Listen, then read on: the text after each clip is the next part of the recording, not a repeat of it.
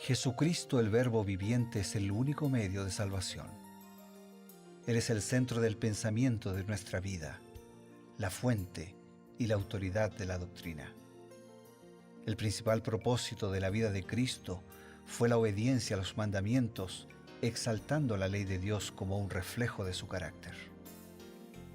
El principal mensaje a ser predicado en el mundo, basado en Apocalipsis 14, está representado por 3 ángeles llevando el Evangelio eterno al mundo entero. Este mensaje se basa en los encantos inigualables de Cristo y declara que la hora del juicio ha llegado y llama a obedecer los mandamientos de Dios. Mediante su palabra, Dios ha comunicado a los hombres el conocimiento necesario para la salvación. Las Santas Escrituras deben ser aceptadas como dotadas de autoridad absoluta y como revelación infalible de su voluntad. Y aunque el canon de las Escrituras inspiradas está cerrado, el Espíritu Santo continúa iluminando, amonestando y confortando al pueblo de Dios a través del testimonio de Jesús, el Espíritu de profecía. El camino a la vida se traza a través de un camino angosto que debe ser recorrido con confianza a las promesas que Dios dejó a hombres y mujeres fieles que dedicaron sus vidas hasta la muerte por el Evangelio eterno. Los fundadores de la Iglesia soñaron con el día en que la revelación sería una realidad en sus vidas. Miraron con los ojos de la fe a aquel día glorioso cuando finalmente la promesa sería cumplida en la venida magistral de Jesucristo a esta tierra para recompensar a cada uno según sea su obra.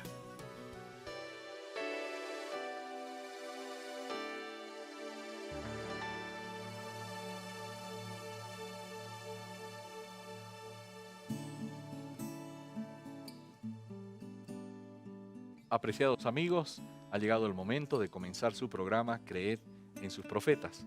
Cada día, dentro de toda la programación de Nuevo Tiempo, su emisora, su televisora de esperanza, la señal de esperanza, tenemos justo los minutos que compartimos para poder buscar la presencia de Dios, buscar el consejo de Dios a través de su palabra y a través de los consejos inspirados que Dios le dio a Elena White y que conocemos como el espíritu de profecía. Al darles una cordial bienvenida, les decimos que estamos comenzando Creed en sus profetas y lo hacemos siempre con el mayor gusto y acompañados por alguien que ustedes ya conocen, el pastor Bruno Razo. Gracias, Pastor Eber, una alegría estar contigo, alegría estar con nuestros amigos, con nuestros hermanos, hoy para detenernos y profundizar un poquito más sobre Oseas capítulo 12 en los comentarios de Elena de White y en algunas lecciones espirituales que debemos, que podemos, que tenemos que aplicar a nuestra vida. Y lo hacemos así animados por la promesa que nos sostiene, que creyendo en Dios estamos seguros y creyendo en sus profetas somos prosperados. Entonces sí, si te parece bien, Eber, vamos a la reflexión sobre Oseas capítulo 12. Y de entrada ya empezamos ahí en los versículos primeros que Dios está reprendiendo a Efraín. Efraín representa en realidad a todas las tribus, a las 12 tribus de Israel. Y entonces Dios le dice, Efraín se apacienta de viento. Más adelante dice, pleito tiene Jehová con Judá para castigar a Jacob conforme a sus caminos, le pagará conforme a sus obras. Y recuerda un hecho histórico, muy interesante. Aquí Oseas está recordando un hecho histórico. En el versículo 4 dice, en el seno materno tomó por el calcañar a su hermano, con su poder venció al ángel, prevaleció, lloró, le rogó, en Betel le halló y allí habló, dice, con nosotros, ¿no? Dios está recordando la forma como Jacob llegó a luchar con el ángel y venció. Y nos dice, ¿no?, que prevaleció, lloró, le rogó. ¿Por qué Jacob pudo prevalecer en esa lucha tan singular que él tuvo en aquella oportunidad y que ahora Oseas nos está recordando varios siglos después? Pareció de soberbia, de autosuficiencia. ¿Cómo es que alguien se anima a luchar con un ángel que en el fondo estaba luchando con el mismo Dios? Así es. En el libro La Educación, página 147, Elena de White, comentando este tema, hace esta reseña. Jacob en medio de sus dificultades no fue abrumado. Se había arrepentido, había tratado de expiar el mal que le había hecho su hermano, y cuando se vio amenazado de muerte a causa de la ira de Esaú, buscó ayuda en Dios. El relato bíblico dice, venció al ángel y prevaleció, lloró y le rogó, y lo bendijo allí. Gracias al poder de Dios, el perdonado dejó de ser suplantador para convertirse en príncipe con Dios. No solo fue librado de la ira de su hermano, sino de sí mismo. Quebrantó el poder del mal en su propia naturaleza, su carácter fue transformado. Fíjate que, ¿cuál había sido su pecado? Engañar.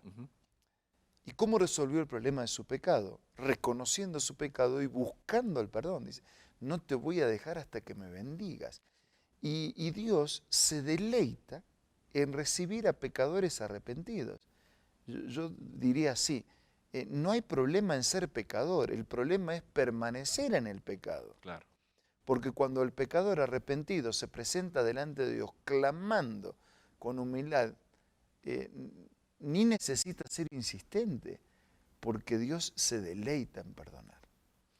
Entonces, lo que Dios hizo con Jacob, lo que Dios hizo con Oseas, de pedirle que se case con esa mujer, para ilustrar un amor fiel, cómo ama a pesar de no ser recíproco con ese amor. Es un mensaje fuerte para cada uno de nosotros. Nosotros podemos haber sido insistentemente infieles con Dios y Dios continúa amándonos. Eso sí, llega un momento en que tenemos que terminar con la infidelidad y comprometernos definitivamente con la fidelidad de ese amor. Interesante la forma como Elena White lo presenta en la cita, ¿no? Dice, se había arrepentido. Primera cosa, se había arrepentido. Segundo, había tratado de expiar el mal que le había hecho a su hermano. De alguna forma trató de devolver lo que le había robado, ¿no? Los beneficios de la primogenitura, pero además dice que buscó ayuda en Dios. Y la cita termina diciendo que así fue como su carácter fue transformado. Sí, y se transformó, ¿no? De engañador en lo que llegó a ser. Un príncipe de Dios. Un príncipe de Dios. Qué lindo. El versículo 7 nos habla también de que Jacob en algún momento y sus descendientes dice que habían sido mercaderes, que tiene en su mano peso falso, amador de opresión, había sido deshonesto en sus negocios, había entrado en ciertas trampitas, incluso con su propio suegro, en fin, había sido alguien que podríamos llamar en la actualidad un oportunista. ¿Qué dice Elena White acerca de hacer negocios injustos? Elena de White, basado, ¿no?, en el mensaje de la Biblia y con la bendición de Dios, ella nos habla de esta manera. Un fraude en cualquier transacción comercial es un pecado grave a la vista de Dios, pues los bienes que manejan los hombres pertenecen a Dios y se los ha de usar para la gloria de su nombre, si es que los hombres quieren ser puros y limpios ante la vista de Él. La religión que lleva en la mano la medida escasa y la balanza engañosa es una abominación a la vista de Dios. O sea, es aborrecible, ¿no? Claro. Es algo feo, espantoso. Dios no puede agradarse. Algo que Dios rechaza por completo. Pero Dios no puede agradarse con una conducta deshonesta. El que alberga una religión tal será avergonzado, pues Dios es un Dios celoso. Lo más triste y lo más difícil de este tema es que a veces religiosos,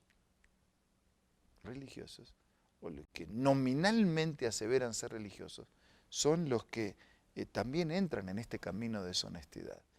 Y la religión o te abarca todo el ser o no es religión. Claro. La palabra religión significa religar. El pecado nos separó de Dios y la religión liga a la criatura con el Creador. O sea que los principios de Dios tienen que verse en nuestra vida. Nuestra vida tiene que reflejar el accionar, la voluntad y el carácter de Dios. Entonces tenemos que ser honestos, tenemos que ser íntegros, tenemos que ser de una sola pieza, de una sola palabra, sin doblez. Y también en los negocios. O sea, religioso es aquel que vive la religión todos los días en todo lugar. No solamente adentro del templo, dentro de la iglesia en el momento del culto. Religioso es aquel que vive el mensaje de Dios en su vida permanentemente en todo lugar, en todo movimiento y en todo accionar. Nosotros tenemos que ser sinceros, o sea, tenemos que ser auténticos. Se dice allá que en las antiguas esculturas de Roma, cuando el escultor trabajaba la imagen, la estatua, había algunos inexpertos que por allí la herramienta se le escapaba, quedaba una grieta, una marca, un hueco. ¿Qué hacía el deshonesto? Lo tapaba. Trataba de cubrirlo con un material que no era el mismo material original. Exactamente. ¿Y qué hacía el honesto? El honesto, que no se permitía vender una escultura de esa naturaleza, le ponía un cartelito que decía en latín, ¿no? Sin cera, o sea, no tiene cera. No hay rajadura, no hay huecos. Esto es íntegro, es así. El creyente tiene que ser así, íntegro, en todas las cosas. Y es ahí, en esas cosas que no parecen ser religiosas. Me dicen, esto es secular, esto es comercial. Es ahí donde más demostramos nuestros principios religiosos. En la actualidad hay hijos de Dios, bueno, los llamamos así, que tienen negocios de diferentes ámbitos, ¿no? Por ejemplo, que venden autos. Aquí en Sudamérica se utiliza un término, maquillar, y a veces toman el auto que no está en buenas condiciones y lo maquillan y lo venden, ¿no? Era algo parecido con la estatua esa. Para tapar un choque, ¿no? o un óxido. Así es, ¿no? Realmente es clara y contundente esta amonestación que el Señor nos da. Queridos amigos, podríamos continuar hablando mucho tiempo, pero ya el tiempo se nos ha terminado y queremos aprovechar para que algunos instantes podamos recibir algunos consejos sobre literatura que necesitamos en casa y enseguida volvemos. Hola amigos, hoy tengo una hermosa cita para compartir con ustedes. ¿Qué sostuvo al Hijo de Dios en su vida de pruebas y sacrificios? Vio los resultados del trabajo de su alma y fue saciado. Mirando hacia la eternidad, contempló la felicidad de los que por su humillación obtuvieron el perdón y la vida eterna. Su oído captó la aclamación de los redimidos. Oyó a los rescatados cantar el himno de Moisés y del Cordero. Esta cita se encuentra en el libro Hechos de los Apóstoles y puede ser parte de tu biblioteca personal. ¿Cómo? Pues te invito a que busques el aplicativo Elena G. de White en el App Store o en el Play Store. También puedes hacerlo visitando la página www.editorialaces.com.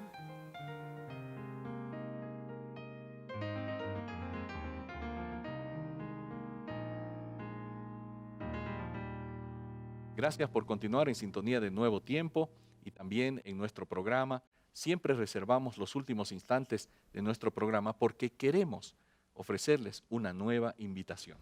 Solo para recordarnos la solemne amonestación de parte del apóstol San Pablo cuando dijera que nosotros somos cartas abiertas y leídas por los hombres. Representamos, la gente tiene que ver en la vida de un hijo de Dios a Dios. Que en todo lo que hagamos podamos representar dignamente a Dios. Ahora vamos a orar.